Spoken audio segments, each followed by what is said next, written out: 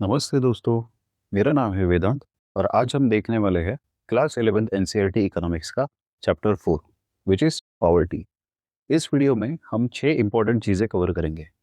First is who are the poor, second how are poor people identified, third number of poor in India, fourth what causes poverty, fifth poverty alleviation programmes and last is critical analysis. लेकिन शुरू करने से पहले एक बार basic terms समझ लेते हैं। Poverty जब इंसान बेसिक नीड्स जैसे फूड, शेल्टर, क्लोथ्स अफोर्ड नहीं कर पाता। Absolute poverty minimum survival level से नीचे रहना। रिलेटिव पॉवर्टी दूसरों के कंपैरिजन में पुअर होना। पॉवर्टी लाइन वो मिनिमम इनकम और कंजम्पशन लेवल जिसके नीचे इंसान पुअर माना जाता है। BPL below poverty line, poverty line के नीचे वाले लोग।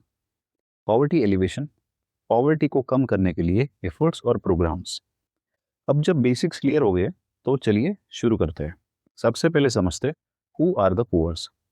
देखो दोस्तों, पुअर होना सिर्फ इनकम का इशू नहीं है।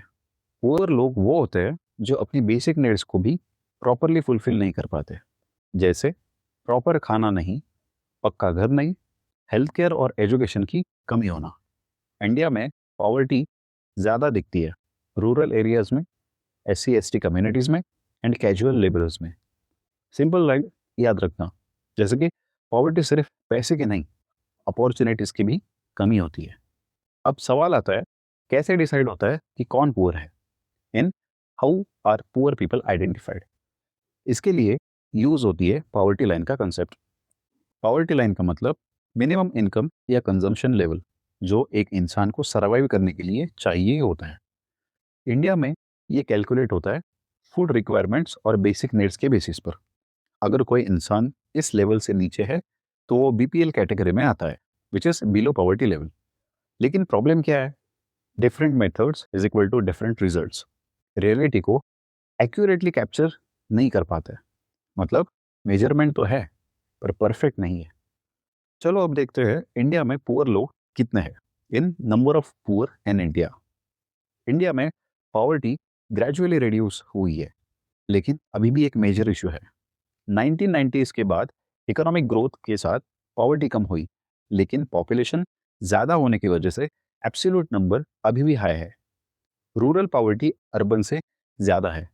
और एक इम्पॉर्टेंट बात, पॉवर्टी अनइवनली डिस्ट्रीब्यूटेड है डिफरेंट स्टेट्स और रीजन्स में। मतलब इंडिया ग्रो तो कर रहा है पर सब इक्वली ग्रो नहीं कर रहे।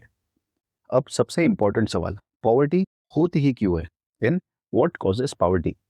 पॉवर्टी के पीछे मल्टीपल रीजंस हो सकते हैं, जैसे कि अनएम्प्लॉयमेंट, जहाँ जॉब्स की कमी होती है, low productivity in agriculture, inequality in income distribution, lack of education and skills, rapid population growth, और एक मेजर रीजन जहाँ हिस्टोरिकल फैक्टर्स जैसे कॉलोनियल एक्सप्लॉयटेशन, जहाँ पे ब्रिटिशर्स ने इंडिया पे राज करके पॉवर्टी लेवल हाई कर दी थी।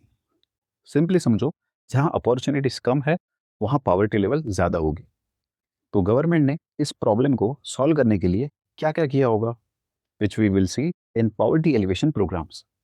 गवर्नमेंट ने मल्टीपल प्रोग्राम्स लॉन्च किए, जैसे MG NREGA, rural employment guarantee act, PMRY, जहाँ पे सेल्फ एम्प्लॉयमेंट को सपोर्ट मिलता है, SGSY, rural development programmes, food security schemes.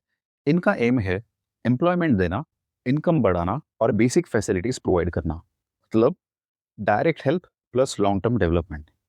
लेकिन क्या ये प्रोग्राम्स परफेक्ट है? क्रिटिकल एनालिसिस में देखते हैं। रियलिटी में कुछ प्रॉब्लम्स भी है। फर्स्ट, इम्प्लीमेंटेशन वीक है। सेकंड, करप्शन और लीकेजेस स्ट्रांग हो रहे हैं। थर्ड, बेनिफिट्स सही लोगों तक नहीं पहुंच रही। एंड लास्ट इज अवेयरनेस की कमी। इसका मतलब पॉलिसीज तो अच्छी है पर एग्जीक्यूशन स्ट्रांग होना चाहिए। एक लाइन हमेशा याद रखना, पॉलिसी बनाना थोड़ा इजी है बट इम्प्लीमेंटेशन टफ है। तो दोस्तों, ये था पॉवर्टी चैप्टर, सिंपल और एग्जाम ओरिएंटेड तरीके से।